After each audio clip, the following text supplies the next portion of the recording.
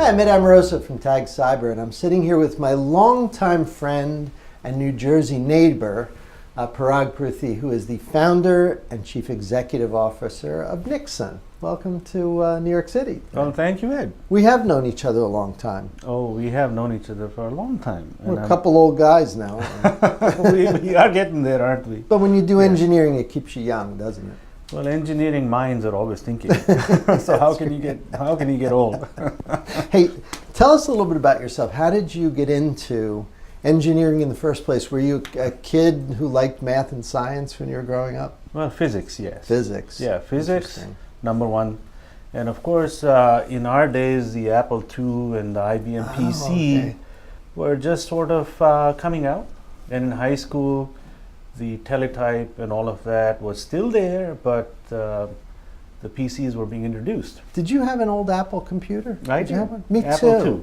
Yeah, Yes. I was a great computer. It was. I think it changed computing, right? They were trying to make it easier. It caught people like you and I, right? Well, you learned BASIC on the Apple. Yeah. And I think that language brought a lot of people into computing because even though you didn't know computers as much, but BASIC was a language you could just master quickly. Right. And then you can see results right away by writing some programs.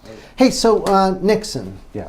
when it was originally founded, you've had a couple of runs with the company. Like you had some, we all have ups and downs. You've done just an amazing job kind of building the company a couple of times. Tell us about the sort of the journey that you've been on with NIKSUN to where you are now, which I would think anybody would characterize as just spectacularly successful. But what's been that journey? Well, you're too kind, and thank you. I learned a lot. When I started NIKSUN, my idea was to take my learning that I had in Stevens, then at Belcour, and then I did my PhD in Royal Institute of Technology in Stockholm. So all of that sort of came together to be the foundation for NIKSUN. Right. And the concept of NIKSUN was buried deep in my mind long ago. But one day, I was in my job, and I sat back. At Belcour? At Belcour. And I sat back and I said, what did I accomplish today? And I couldn't think of anything. Honestly, I couldn't think of anything. And I said, the only thing I accomplished today was we decided concretely in the meeting that we had all day when we're going to have the next meeting. But we didn't have any other conclusion. Been there, done that. Okay. Isn't that a terrible feeling? Well, that feeling. So I went to my manager and I said, I quit. Good for you. And he said, no, you can't quit. What are you going to do? So anyway, we worked out an arrangement. And they called me back later to do some work for them. Hopefully with no meetings. With no meetings, because now I was outside. You're outside, you don't go to the meetings. I don't go to the You're meetings. not invited. I'm not invited, I don't have to go. I can just sit back and do the work. But my wife was very shocked because I came home and I said I just quit my job. And this was not something I'd been planning or telling her about. And I went to my dad and I told him, and he said, okay, that's fine. What are you going to do next? And I said, well, I have an idea and I want to pursue that. So my mother and wife, they were a little bit concerned. My dad was, you can do that. As dads will, and as moms will as well. Exactly, right? typical, isn't it? Right. Okay. So I started NIKSUN with nothing. And I had $4,000 and I started my garage. And I had to hire some employees to do some work while I went around trying to, get some money for selling some of our products. And so the first 2 or 3 years were very kind of tough because you had no money, but you had to sell things to pay people Right. and you can't not pay them. Were you doing some professional service or things to pay the bills? Some of it, yes. Yeah. Some of it for the first year. Yeah. So the first year I was, as you might know, I did my thesis in chaos and applying chaos to Right. packet traffic modeling. Right. And in those days, there were not any software available for modeling this bursty traffic. Mm-hmm. And I had built simulation tools with another colleague of mine, Ashok. Mm-hmm. And we sold that to a bunch of companies, Ericsson and other people. And actually, they had a lot of success with it. Did you have any legal support? Like, were there some lawyers helping you? That's a pretty big deal with a big company. How did you know how to do the deal? Well, you're an engineer.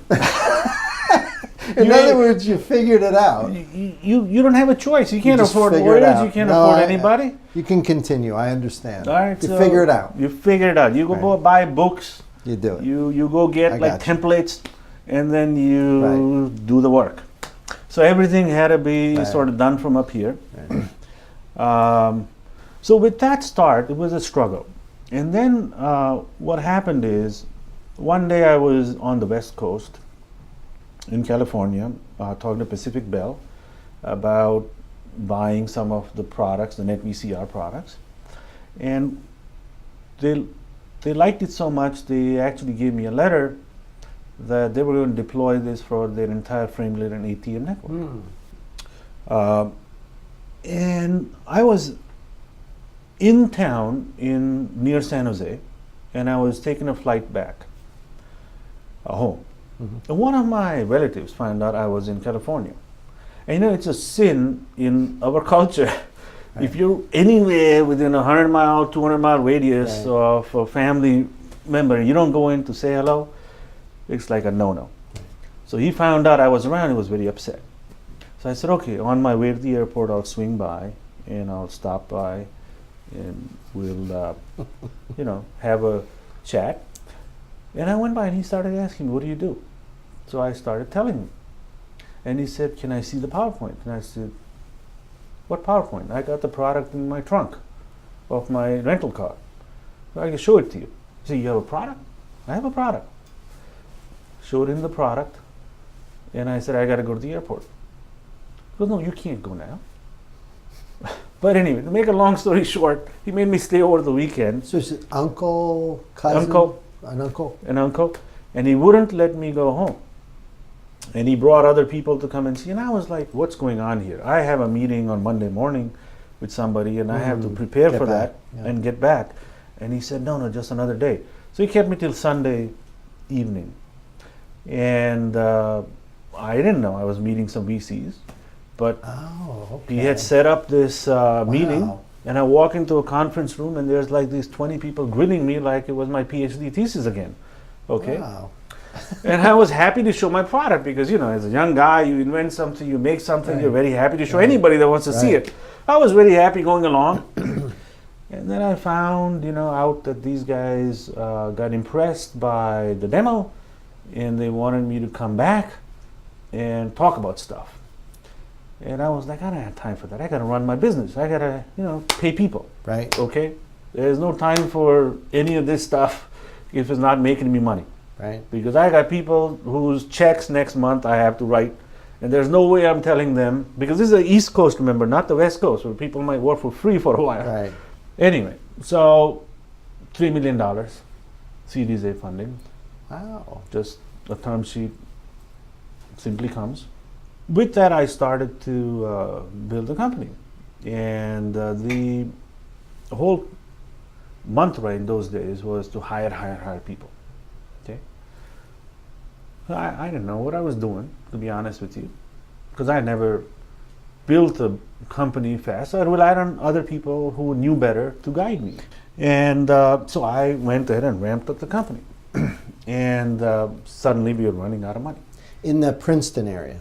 That was in East Brunswick East and Brunswick. North Brunswick. In New Jersey. In New Yeah, Jersey. New Jersey. Yes. So we're running out of money. What to do? Now this is where the wisdom of your parents comes in, where they hone into you. You don't spend until you have money. Mhm. Okay. And this is an advice that I think we're all brought up with in those days. Nowadays it's very different. You spend as much as you can, and somehow the money will come. I don't, but I understand. You understand, right? So we so that was the first big major problem. You're running out of money. You pretty much run out of money. You got 100 people, 60 to 100 people. What do you do?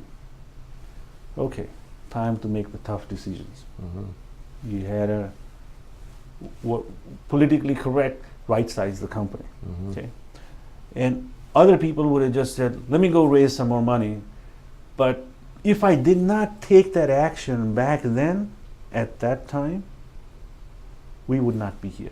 I'll be darned. Okay, so I think in retrospect now, it was the right decision to do where you caught it early on. Did you tend to keep engineering talent, like keep the core engineers, or how did you prioritize that? Yeah, well, if you wanted to survive, you had to rely on the best people. I think I learned that skill. I know how that works. So that kind of automatically kicked in where I said, who's the best? So we kept the best. And because engineers are multi-talented, they can do many things, you tend to navigate and gravitate towards them. Secondly, we're a high-tech company. So where's all the real value of the company? It's in engineering. Okay, you can rebuild everything else, but you can't rebuild engineering that easily. Okay, the years of expertise that you take to groom somebody, for them to become an expert at that task is very difficult to replicate. So anyway, we took the right decision, and 2001 was a recession, and somehow we got through that. The dot-com was all crazy. Yeah. Oh yeah. So I had a think at that time, because most of my customers were telco. And I got advice from everybody, do this, do that.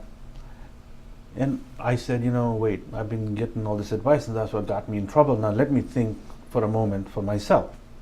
So I sat back and I said, listen, I'm being told to go play the match over here and over there and over there. And I said, listen, I got to win in my own backyard first before I can go win anywhere else. Where's my backyard? I said, New York City is my backyard. It just happens to be where lots of money is. Now, if I can't win here, how the heck am I expected to win anywhere else? Very refreshing to hear. It's true. Yeah. It's true. I fly all over the place. If you can't sell to the customers that are right next to you, something is probably wrong. Absolutely. Right? Absolutely. Why are you going over there? Right, I agree. Okay. So I said, listen, I'm not going to sell to anybody. I'm just going to go across to Manhattan and I'm going to go sell there. And many people were nervous. But within a year, we took all of Wall Street. Pretty much every bank, every major bank. They became our customers. And the cash flow started to come in again. And I, through that process of focusing on a particular segment and area and just doing whatever it takes to win that, replicated that in multiple places. So that's when I decided we're going to go somewhere else. I decided to focus on that now. Of course, you win a place and you can leave a team behind to groom it, and then you go somewhere else. And that's how I built the company. Hey, let's fast forward the tape. Tell me about the company today. Yeah. What are some of the big themes? And you've got a vast assortment of customers now. What are they all asking for? What's the typical sort of discussion? Love to learn from that. Well, so as you know, what we do is our basic fundamental is you don't know what you don't know. And the question is, how can I know what I don't know? Oh, that's that's the on the brochures it says that on the website, right? It says know the unknown. Know the unknown. Know the unknown. Yeah, that's awesome. And the concept that you and I shared, which is discover the unknown, is actually more apt. Thank you. So let's look at the fundamental problem in networking, network management, security management, etc. We know what we know. But we can deal with that. We've got models that work. and we know how to monitor them and manage Right. them and secure them, okay, systems. The next thing is we know what we don't know. Mhm. Okay, we can work at that. We can work at that because we can say, well, we know what we don't know, and so how would we solve this problem? Over time, we can make progress on that. Now, the biggest challenge in running a network or securing a network is the unknown unknown. I would agree. Okay, I don't know what I don't know. Now, unlike other things in the world, like science, where I don't know what I don't know, discovery is very hard. But the network is a human-made system. Right. I can know everything if I want, if I have the budget and resources to do that, because I built those networks. Okay? So the fundamental premise of NIKSUN has always been, how do I know the unknown? Because that is a real challenge. That is a frontier of, and the biggest value that you can bring. Okay? Now you can tweak a little thing here and there, it's not a lot of value. You can actually let people discover things and resolve things much quicker than someone else. That is a lot of money that they can save, reputation, as you've seen with a lot of cyber attacks and what they do to people. So the fundamental concept is, I have to capture everything. You have to tag everything. Emphasis on everything. Emphasis on everything, and this is not sampling, this is collection. And collection also confuses people, by the way, which is, I talk to a lot of CISOs, CIOs, and they go, well, we have all the data. The problem is they don't understand what is data. So to many people, data means logs, okay, events. Alarm streams, Yeah, right. events, alarms. It's data, but it's not collecting everything. Well, and they can't quite distinguish that, okay? Because that is the data they know of. Right. So they go, oh, yeah, I have a log capture tool, I have an event capture tool, I have all of this. The problem is the unknown doesn't lie in that. Because if I knew, I would be logging it. Right. Okay? So all these things that happen when a network goes out and nobody knows what happened, and you have to do a lot of troubleshooting and you're losing money, millions of dollars per minute on the trading floor somewhere, or on a high value network, or you have a cyber attack and for hours your systems are down and nobody can do anything. It's the unknown.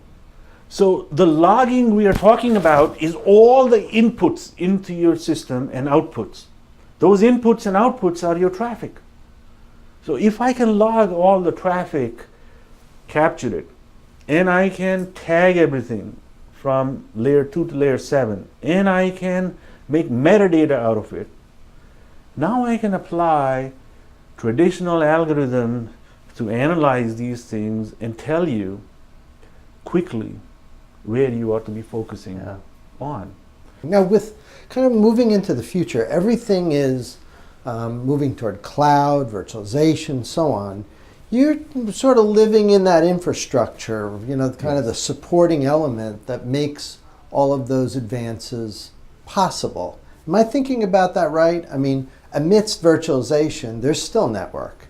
Amidst cloud, there's still hosting and infrastructure. Amidst mobile apps, there's still traffic and capacity. I mean, the engineering problems don't go away. It's just we virtualize on top of them. Am I thinking about that right? You're absolutely correct. Yeah. The engineering problems actually become more harder. Why? Because they are no longer visible to you at the level that they were when you controlled everything, when you had everything. Got it. Some stuff is sitting on AWS, some stuff may be on Azure, some stuff may be somewhere else, and you don't have the plethora of tools to correlate all of that. Right. So it becomes even more complicated. And in the virtual environment, you actually may not really be able to understand what the heck is in between you and there, because you're simply buying some sort of a service, for example. So it becomes even more important that you have this end-to-end visibility. And that's where this architecture that I talked about before, where you have distributed capture and distributed analytic nodes, allowing you to connect all of it together, becomes a dream come true in this environment. Because now there is no problem that is again hidden from you. So if you do this right, like what Wall Street did many, many years ago, after we introduced this, was they decided that on every network they were going to put in taps, period, because they were going to put a net VCR there. So it became a design change. That every network I buy, I'm going to buy it with a tap. Because I'm going to plug in a net VCR there, period. And if I don't have a net VCR today, I can plug it in tomorrow. It's too costly for me to later go and try to put a tap in there and then to do something, because I waste time. So let me just put all these monitoring points all over the place. And slowly I will scatter the net VCRs as I get funding for them. Okay? But it became a design change. The same thing needs to happen with virtualization. People need to start thinking today to save themselves tomorrow and say, listen, I need to have these virtual monitoring systems in my design architecture today, so that the boss or my business doesn't become vulnerable to a malicious intent. Because the only visibility I will have when that happens is from these out-of-band, out-of-line tools. That is so cool. Okay? You're an awesome tech CEO. There aren't too many of them. You're just too kind, I think. There are a lot of CEOs who learn the product, but there aren't too many who can go back and say, I started in my garage, quit my job, and really went after it. I guess we'll, hopefully for the folks here, we'll all continue to watch NIKSUN and root for you, and hopefully buy your products and keep you guys moving. You're a great role model. Keep doing what you're doing. You're the best in the business, and I appreciate you spending so much time on your insights. I feel like we need to transcribe it into a manual for how to run a tech company. It's really been such a pleasure. Well, thank you, Ed, so much. You're very kind. All I would like to have the young people here and the young people out there understand is you need to know the fundamentals. First, you have to understand the fundamentals. Then you have to have a belief. Then you must get rid of your ego and use your intellect. If you combine those things, you can't fail. Having an uncle who introduces you to some VCs doesn't hurt either. Right? Well, but how does that happen though? If I hadn't actually, serendipity. Yeah.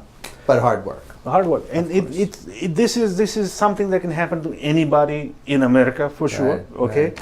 Where you're at the right place at the right time, but you have to position yourself to be at the right time, meaning having done all the work before, where somebody goes, perfect, this is exactly what I was looking for. So I think if there's anything, you just have to keep working as much as you can, as hard as you can, using your intellect, and everything works out. That is spectacular advice. Hey, you come back and visit us in a few months or next year or whenever it makes sense? Well, absolutely. Come back and we'll talk some more. My pleasure. Thanks for stopping by. My pleasure. And we will see you next time.